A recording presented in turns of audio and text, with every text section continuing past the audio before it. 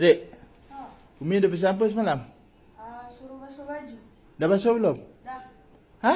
Dah. Ni? Ni ada lagi ni, dalam bilik ayah. Bilik ayah kamu dah ambil belum? Dah. Tu, ada lagi. Dah basuh lah tadi. Ini apa benda ni? Ada baju. Ya, habis yang kamu basuh tu baju je lah. Berapa banyak baju kamu masuk mesin basuh? 3 lah. 3 leh baju masuk mesin basuh. Oh, yang seluar apa kan, tuala apa semua ni, kamu tak basuh lah. Seluar ni tak basuh. Ha? Baju je basuh. Ya Allah ya Tuhan.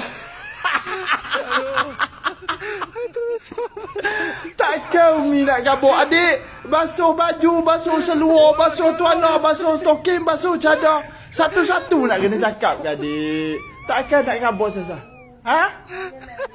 Ya, maksud Umi basuh baju, basuh semua lah adik. Oh, takkanlah basuh satu-satu adik.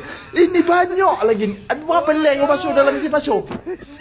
2 ke 3? 2 leh. Ya Allah. 2 leh masuk mesin basuh.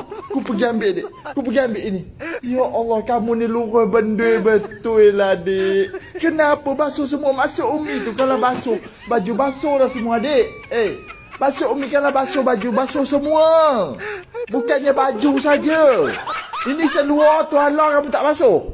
Pergi basuh. Ya Allah ya Tuhan, apa kenalah kamu ni luruh benar adik. Oh.